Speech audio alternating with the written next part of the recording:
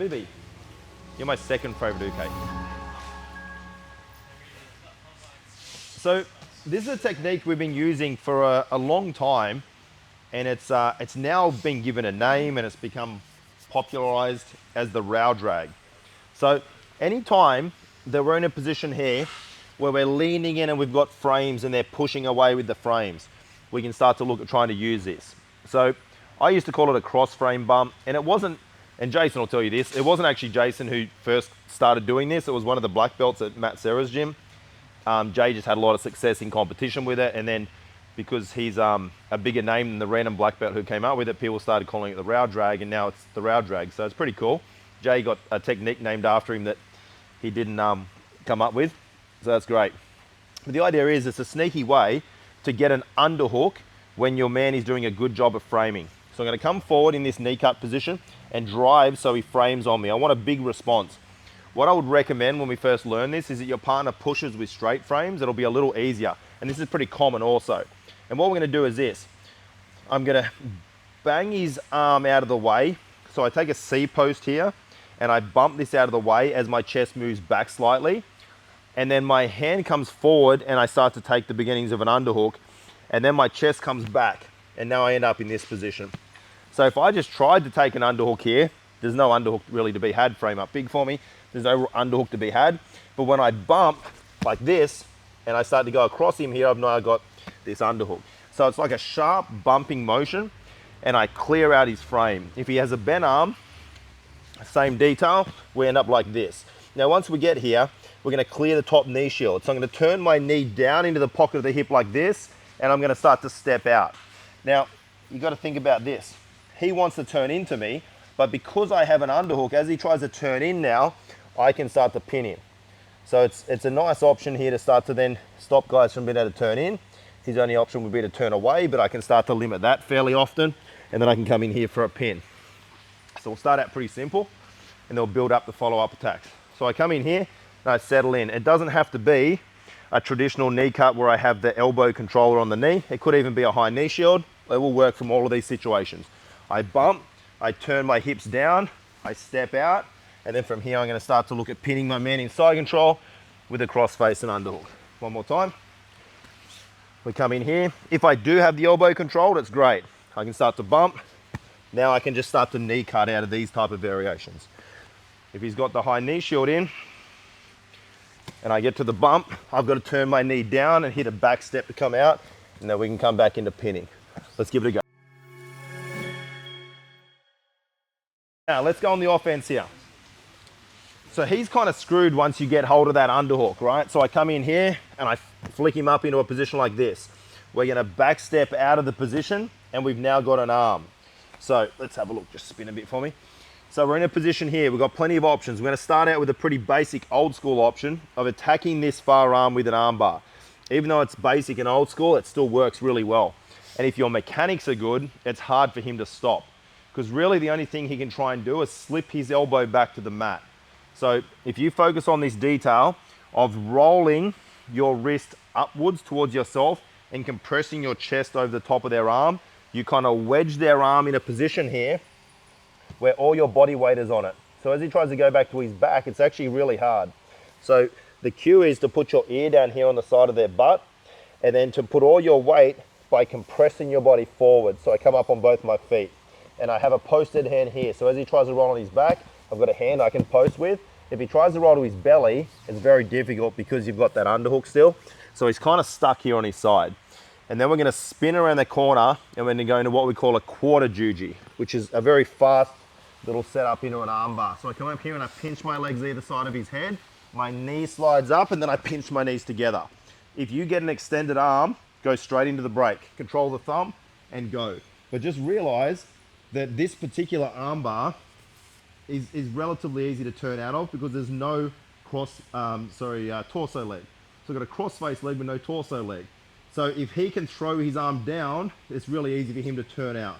So if you're going to try and break from here, you need to do a very good job of taking the hand up here to the high side and pinning the elbow up here.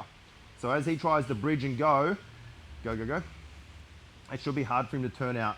But if you're semi-lazy and you start to straighten the center of the body, the arm goes like this and it rotates on you, you'll probably lose him. Okay, so just keep that in mind. So if we've got an extended arm, we can just immediately go into breaking. It's a quick armbar position, and if you're good at knee pinch and the elbow position, you'll still get them. So we're here, passing the guard. I hit a bump and I go to here. I step out and my chest goes forward and I just practice pinning here initially. Then I climb up till my calf starts to go in front of the head. I pinch my legs either side and then my knee goes to the ceiling and I pinch my legs together like so.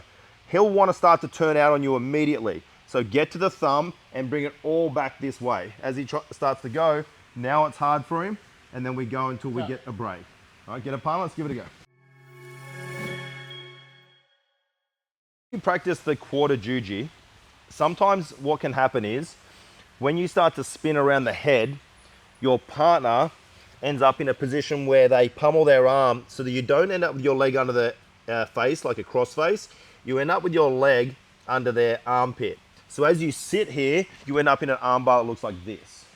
Now, from this position, we'll just spin. You might want to move over there for me, Axel, so everyone can see. So from this position, you don't really have the best jujigatami from here. And normally they lock up. You've got no cross-face leg. It's not quite right, okay? So I would say generally don't try to continue to finish the armbar from here, but we are in a good spot to go into a strangle. So what we're gonna do is get a better control of the arm. So we're gonna just switch our hands and lock a figure 4 grip. A Kimura grip, figure 4 grip, whatever you wanna call it.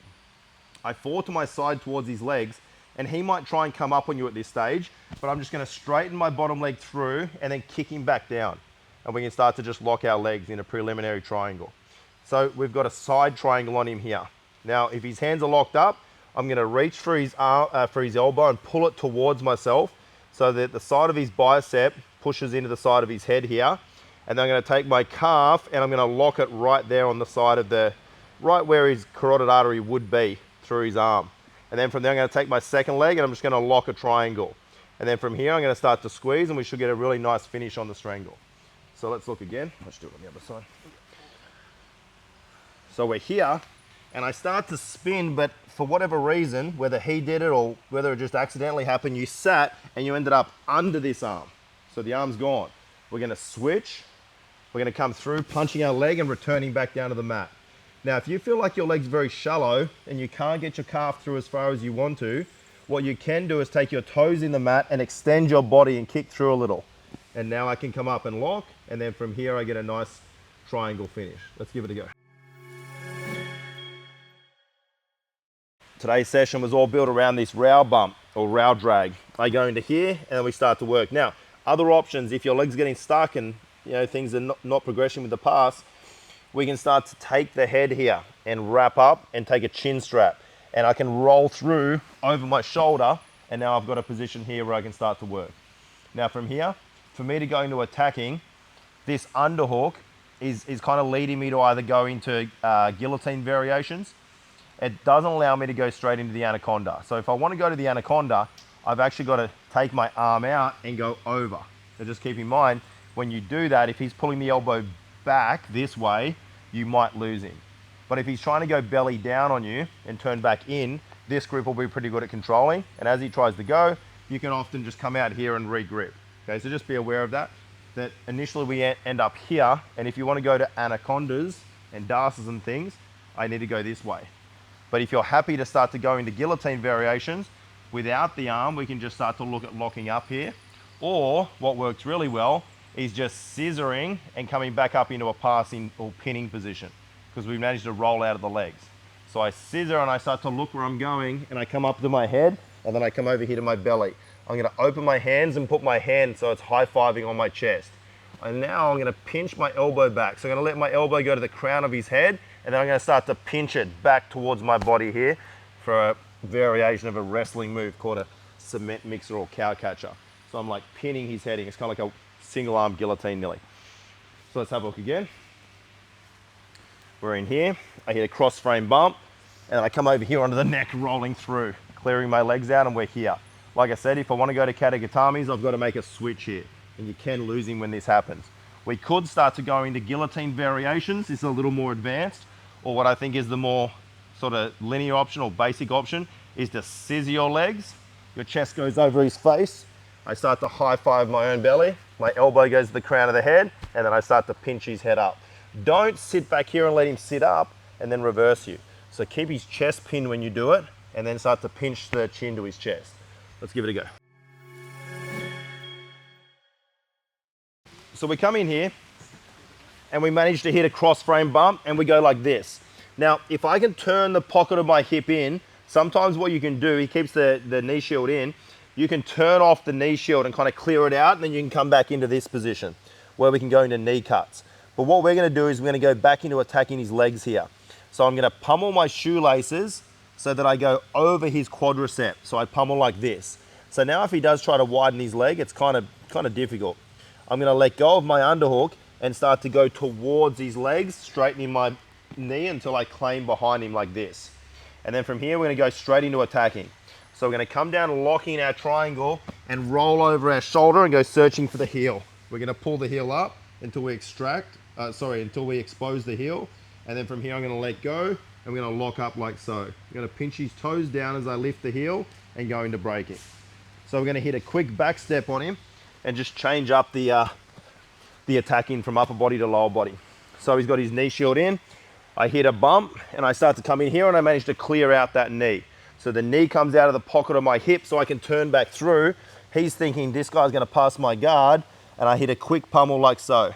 And then I'm gonna come down the body, and we're not even gonna worry about going double trouble. We're just gonna reach for the heel and pull everything in. We're gonna catch like so, and then from here we're gonna lift and go into our breaking.